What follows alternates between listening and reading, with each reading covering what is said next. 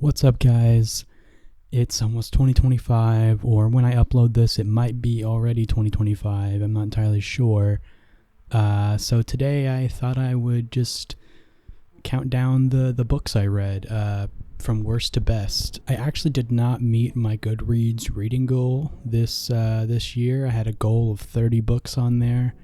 I read 20 books instead. There was quite a few goals this year I didn't meet that I wanted to meet. Like, I wanted to meet 1,000 subscribers on YouTube. That was one of the goals I had. I didn't meet that goal.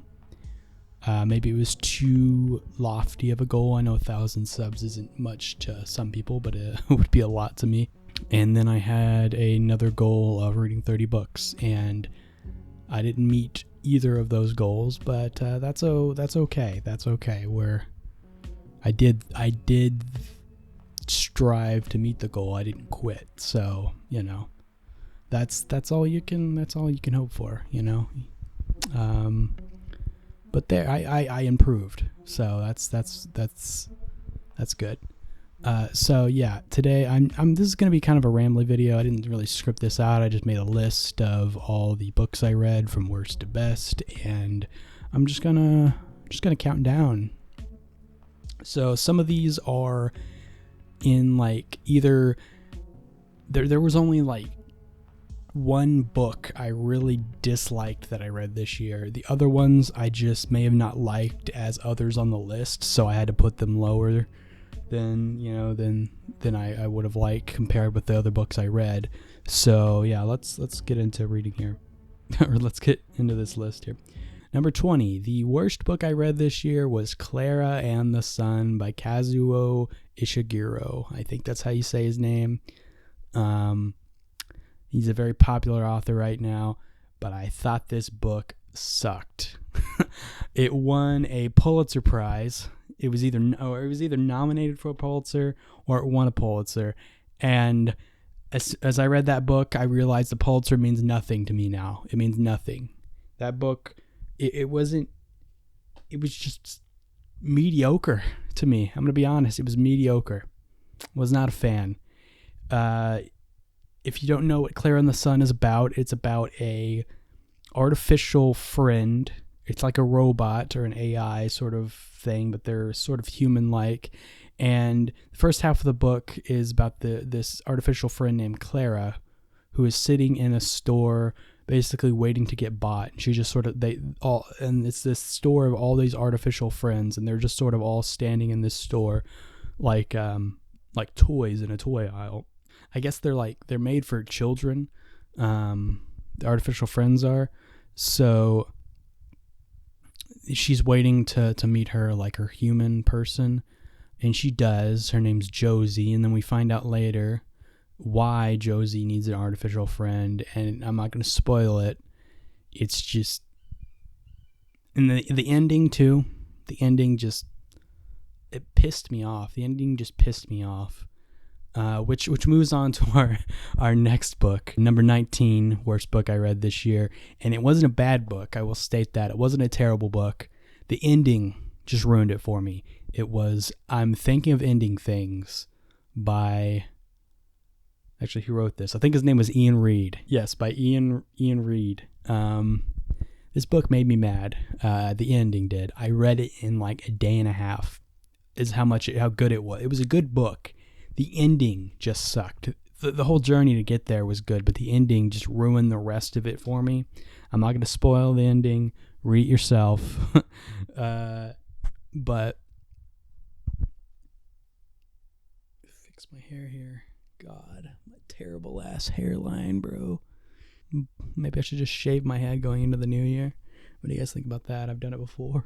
This book, if you don't know what it's about this girl who begins dating this one guy, and she sort of goes through like they're taking this road trip up to see his parents. They're going up to his parents' farm, and all the way there she's sort of meditating on her relationship with him and all the things she likes and doesn't like about him, how the relationship got started, everything like that. And there's this very surreal atmosphere of it. And I really enjoyed that aspect a lot. The atmosphere of the book was really good. The ending just ruined the rest of it for me. I just didn't like it. It's sort of a plot twisty ending, and it's not, I don't know. It pissed me off. So yeah, I know they made a movie by one of my favorite directors, Charlie Kaufman. I haven't seen that though. I think that's one of the only movies I haven't seen by him. Number 18 is Gideon the Ninth. This book wasn't bad by any means. I'm actually still in the middle of reading it. I'm very close to the end though, so that's why I put it on the red list. Because I'm so close to the end that it might as well have finished it at this point. But yeah, I'll probably finish it today. This book is good. It was good. It was a good fantasy, science fiction-y book. It just didn't. I think my expectations really ruined this book for me, because I had expectations of it being sort of like Terry Pratchett's Discworld or something similar to Nicholas Eames' Kings of the Wild, which is one of my favorite fantasy books. But it didn't really tickle my funny bone. It didn't really make me laugh too much. And a lot of the characters were pretty forgettable to me anyways, besides the two main characters. It was okay. I'll read the second book probably next year. I think it's called Harrow the Ninth, about one of the other characters. And if you don't know what Gideon the Ninth is about, it is about this world of, like, there's 9 houses, and I think they're planets. The world building was a little confusing for me because they don't spoon feed it to you. You have to really pick it up, or you have to read the glossary in the book. They're not going to explain it to you hardly at all. And the character that we follow is Gideon, who lives on the 9th house. And they're necromancers, and it's follows this the leader of the 9th house is trying to make it to this thing called Lictorhood. She's trying to ascend to a next level of necromancy, pretty much, and that's all I'm going to say about it.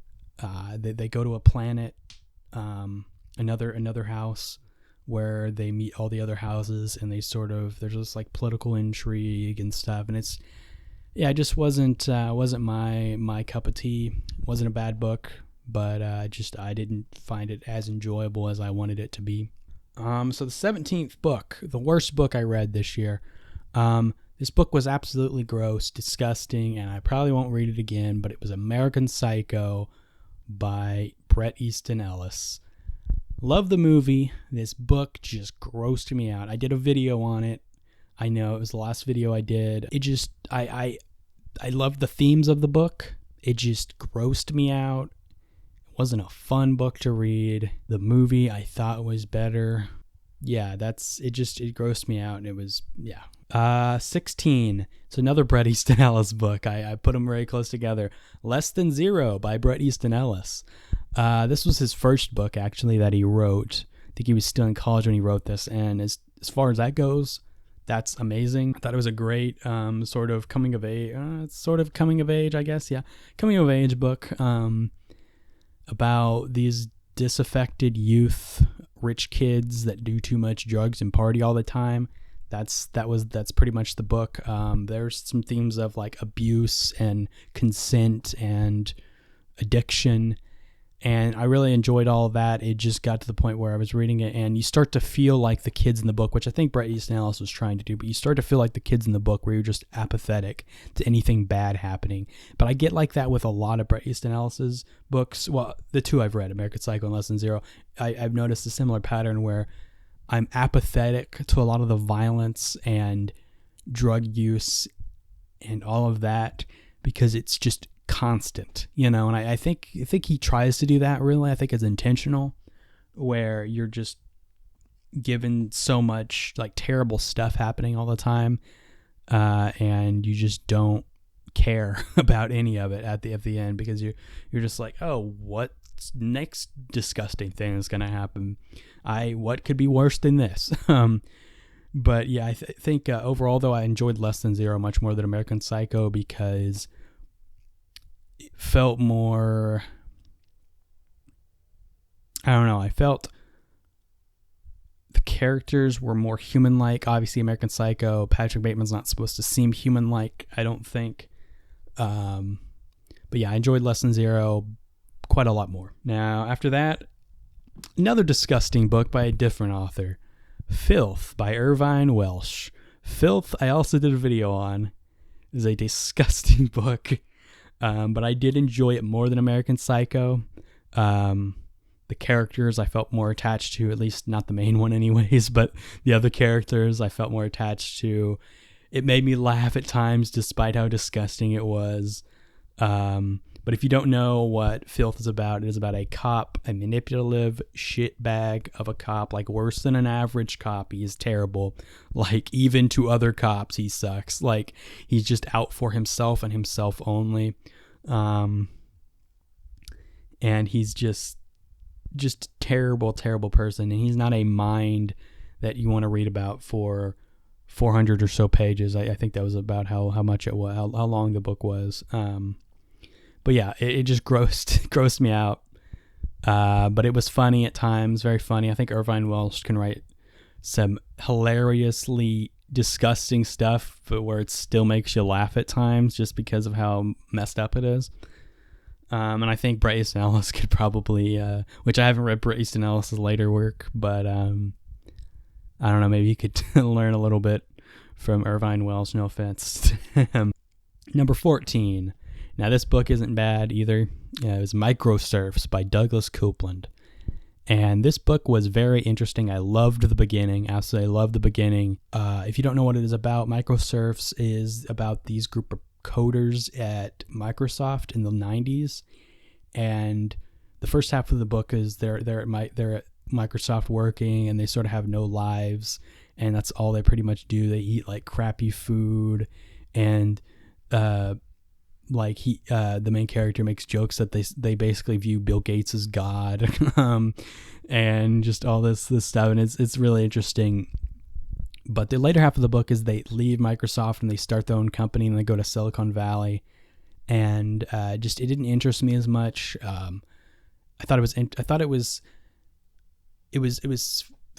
good. It was a good, the ending was nice. Well, I don't know if the ending was nice entirely, actually. The ending was a little sad, a little bittersweet, but yeah, I like the first half, the latter half, but the middle kind of sags a bit. Now, number 13 is Freddie and Zoe by J.D. Salinger. You might know that Catcher in the Rye is probably one of my favorite books, or I guess you might need to know, now. I did a video on it. It was one of the first videos I did that were like, more focused to what I do now on the channel.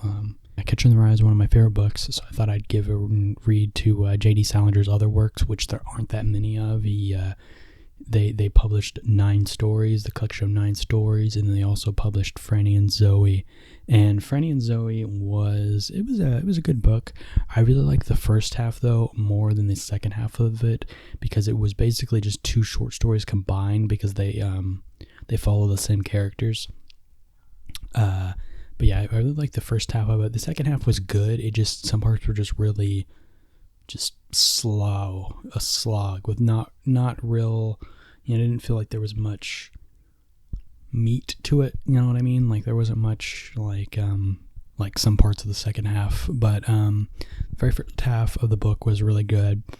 And I enjoyed it. It was a good book. I definitely liked Catcher in the Rye a lot more.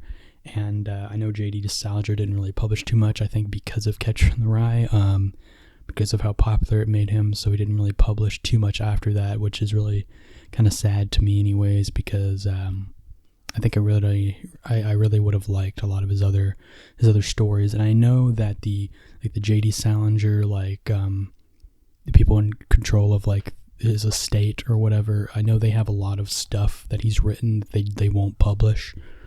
I think for years they're not going to publish a lot of the work that he did, because that was his own choice, I believe. On to number 12, Ham on Rye by Charles Bukowski. This book was, I think it was the third Bukowski book I read this year, and it was my least favorite out of them all. I wasn't super interested in his childhood or anything like that. It just didn't really interest me a lot. A lot of Charles Bukowski's books are autobiographical. The abusive father in the book was just really sad to read that, though. And I enjoyed it a lot. It was just my least favorite out of the Bukowski books that I read this year. Number 11, The Bell Jar by Sylvia Plath. And this book is also autobiographical by Sylvia Plath. It's about her stay in a mental hospital, I believe in the 1950s. It was a really good book. I know people a lot of times compare it to Catcher in the Rye, or like the female Catcher in the Rye, or whatever, the woman's Catcher in the Rye.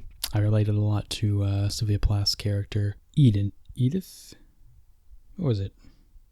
Esther Greenwood. I just kept reading it as Sylvia Plath as I was reading it. But it's really good. And 4 stars for me on that one. I think I put 4 stars on Goodreads for that one. Below the Bell Jar, we have number 10, I'm Glad My Mom Died by Jeanette McCurdy.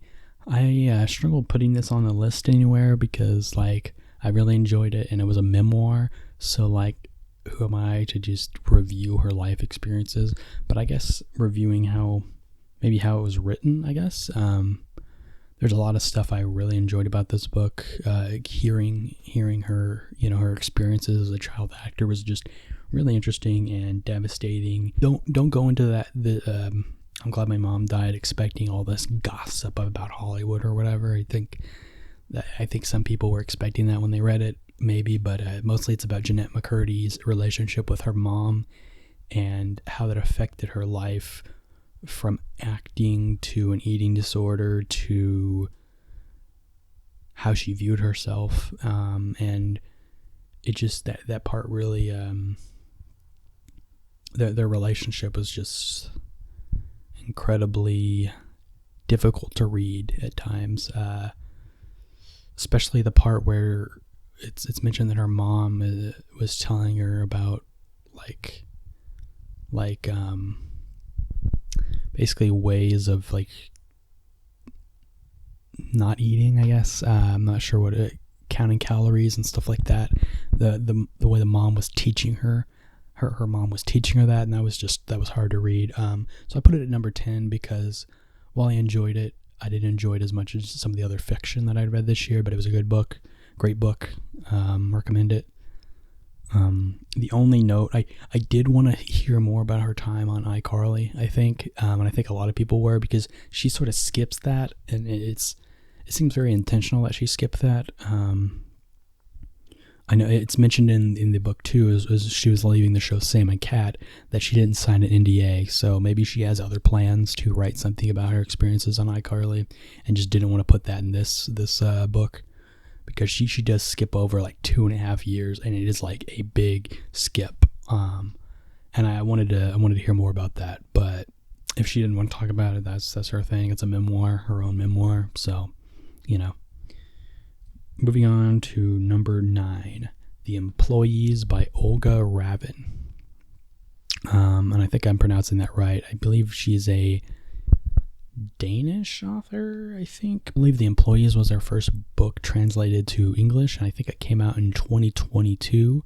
And it was a really weird book. It is sort of science fiction-y, but more literary science fiction, which is what I enjoy the most, I think, when it comes to science fiction. It is about these people that work on this ship and their relationship with like artificial intelligence, and then these objects in the book. Some of it didn't make much sense to me, but it's just beautifully written, so that's why it's so like far on the list, because they're just so beautifully written. And yeah, that's all I have to say about that. It's a really short read. I read it in like a day and a half. So moving on to number 8, and it is another Bukowski book. This one I enjoyed more than Ham on Rye, but less than the other Bukowski book that I'll talk about later. But Post Office by Charles Bukowski. I thought this book was really good. I loved just reading about how crappy his job was, because it's pretty relatable at times. You know, I've worked some crappy jobs, and I get it. So from, you know, I've worked at Domino's, I've worked at a zoo, I worked at Walmart. I worked there for 2 days and I quit. But yeah, so I've worked some crappy jobs, and it was relatable to read. And I think Post Office was Bukowski's first big hit. I think it was his first published book, actually. I think it was Post Office was his first published book. And it was really good. There is some scenes, my problem with Bukowski, and I think they just, like, it's supposed to be, I don't know if it's supposed to be darkly comedic, but it just feels so out of place. There are rape scenes in this book. There was one in Ham on Rye too, I think, but I know for sure there was one in Post Office. And as I was reading it, I was just like, what is going on? Like it's autobiographical, but I don't think he would have written that, because it's very clearly supposed to be. And I don't think he would have written that as like a exact retelling of like his actual, like what he did. It just feels so out of place, and it's so disgusting. And it didn't make much sense for the character either, of Henry Chinaski. He doesn't really, I mean, he's a jerk, but like, he's not like a rapist, you know what I mean? Like, what was with that? Like, was he trying to gauge attention? Like, because I know Bukowski was a poor guy, so maybe he was trying to get more attention with it by writing very disgusting scenes, you know, trying to drum up controversy, I guess. Now, number 7, we have Trainspotting, which is another controversial book. And speaking of which, I'm wearing a Trainspotting t-shirt that has the Choose Life monologue on it. But yeah, so you can tell I really like Trainspotting a lot. I love the Scottish dialect, reading in the Scottish dialect. I had to read this for school. I did a study abroad in England, in Nottingham, in the UK, and we read that for a working class literature course, and it was just, I loved it. I loved it a lot. I love the Scottish dialect. I like the characters. They were all interesting and terrible and funny. And I like how the variety of characters you can read about. I mean, there's so many in the book that he jumps through, you know, because it's not just told through one character. The only complaint I have, and it's not even really a complaint because it's just how the book is it's a it feels like the stories are very disjointed, and I think it's intentional by Irvine Welsh to do that, because it jumps around a lot, and some of it was hard to follow at times, but I think that's just the life of a drug addict, because if you don't know what Trainspotting is about a heroin addict and his group of friends and family and people around him that are, and it doesn't, and the one thing too that I liked about Trainspotting is it doesn't really paint drug addiction in any way. It just leaves it up to the reader to decide how you feel about the main character's drug addiction. I thought that was really cool. We have number 6 is my last Bukowski book that I read this year, and is my favorite Bukowski book, is Factotum by Charles Bukowski. And I loved this book a lot. I liked it a lot more than Post Office, and I liked it a lot more than Ham on Rye. And it was my first Bukowski book, so maybe that was why. Maybe, you know, by the third Bukowski book, which was Ham on Rye, maybe I was getting a little too tired, because he has a shtick of just writing about a drunk alcoholic douche.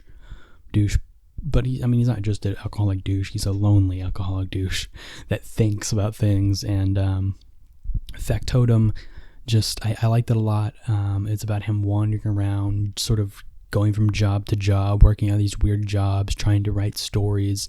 And that's what I really liked. I liked it more than Post Office and Ham on Rye, I think, because it was jumping through he was going through these different towns, wandering around, and I just really loved the books about like wanderers and stuff, like on the road and such. But yeah, so I liked Factotum a lot, and that was the last Charles Bukowski book I read this year. I might read another one next year. I thought about reading, I think it's called Pulp. I thought about reading that, or maybe some of his short stories. Number 5 is Moby Dick. Now, as you can see, I have the author on my screen, my desktop background for my computer, because I just did a video on Moby Dick. You can watch it.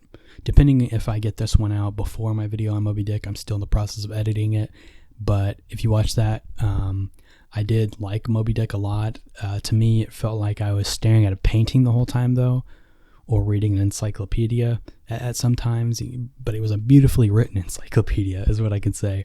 It was just, the prose was just amazing, and there's so much complexity to it, despite the plot not being as much of a focus. There's so much complexity to the book.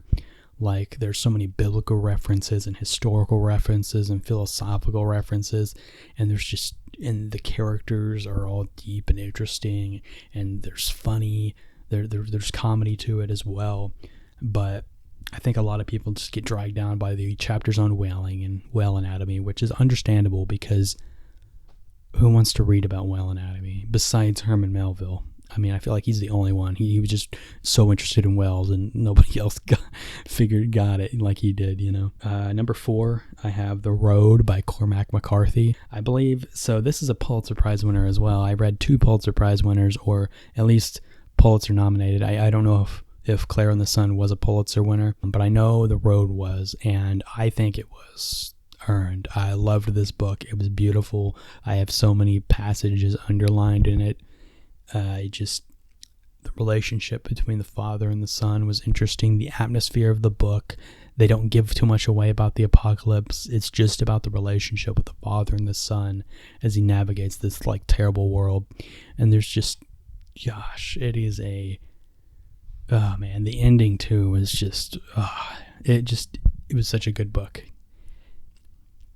And I also know the reason I started reading it was because The Road inspired The Last of Us, which is one of my favorite games, at least the first one anyways. And it was just a beautiful book, and I can definitely see The Last of Us inspiration there.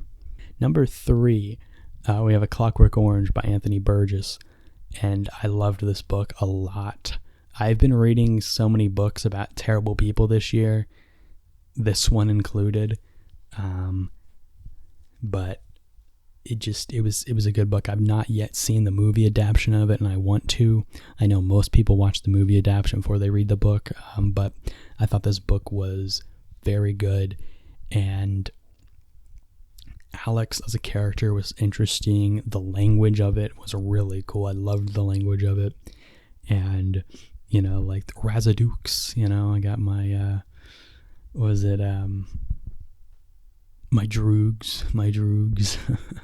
I think it's called Nadsat, wasn't it? The language that he made up for the or the slang, I guess, that he made up for the book. But I thought that was so interesting, and I want to watch the movie. Number 2. So these number 2 and number 1, I'm really unsure about, because I enjoyed them both very close together, but they're very close together between being, tying for number 1. But number 2 is No One Is Talking About This by Patricia Lockwood. So No One Is Talking About This by Patricia Lockwood. It's not a very plot-driven book, but it is a book basically just about existing on the internet and sort of the experience of being on the internet. And as a person who is chronically online, it was a very good book to read. Excuse me. It was a very good book to read. It was beautifully written. There's so many little niche internet references thrown in, and it was such a good book. There are so many lines that are just beautifully written, and I know what my list is basically not books that are very plot heavy. The ones I enjoyed anyways, but they're so beautifully written. Especially this book, I loved it. I read it in a day, and it was good. I recommend it. I did a video on it. If you haven't watched that, I did basically a video on No One Is Talking About This, and I'll put that link in the description if you want to watch that. Check that out. But moving on to number 1 is Sirens of Titan by Kurt Vonnegut. And this book was amazing. It was so good. It was so good. Sons of Titan is my first Kurt Vonnegut book I've finished. It's not the first one I tried to read. The first one I tried to read was Slaughterhouse-Five, and I couldn't get interested in it too well. I think it was like sort of the story of him in the army or the military. I couldn't get interested in it. I don't know. I'm just not super interested in like military stories and stuff. Some of them I can be, but it didn't. I guess it wasn't what I was expecting to read when I've heard of Kurt Vonnegut being like an absurdist and stuff. And Sirens of Titan delivered on that. Hang on, my dog is whining. Yeah, my dog was whining about something. I'm not exactly sure what it was, but I went outside to check, and there was nothing there. He just wanted to go outside, I guess. Yeah, so I let him out. But back to the video. Number 1 is Sirens of Titan. It was a absurd, very absurd book about these about Mars invading Earth, but it's not exactly how you think. It's also about this guy named Niles Rumford who is like stuck in this, like, it's hard to explain. Like, it's a really hard book to explain. It's definitely something you gotta read. Read some Kurt Vonnegut, I'd say. I'm definitely gonna read more Kurt Vonnegut in the new year, in 2025. That's definitely gonna be on my list. I'm thinking about Breakfast of Champions, maybe Cat's Cradle, or maybe I'll just try to give Slaughterhouse-Five another read. But yeah, that's Sirens of Titan. I hope you guys enjoyed my book what do you call this, book overview, my book overview of the year of the books I read. And I hope you consider subscribing if you'd like to read books, and if you'd like to hear me talk about books and maybe talk about my writing as well. I've also thought about talking about some game stuff I enjoy, depending. I'm not exactly sure. I've already put one video out about games based on books. I was thinking about reading some books that are based on video games, or inspired by video games. Like I think Mass Effect had some books out. I know Halo had some books out. I know one of my favorite games, Dishonored, have some books out, but I don't know the quality of them. I'm not exactly sure, but I'm thinking about checking those out, doing some book reviews over video game books. I've thought about doing that. But yeah, so consider subscribing, give this video a like. We're going to try to get some videos out in the new year, a lot more videos out in the new year, depending. I will be busy a lot for the next 6 months. I'm going to be graduating, so I'm not sure how many videos I'll be able to get out in the first 6 months of the year, but I'm going to try to do my best. And yeah, so see you guys next time in the next video. Probably see you next year, Captain.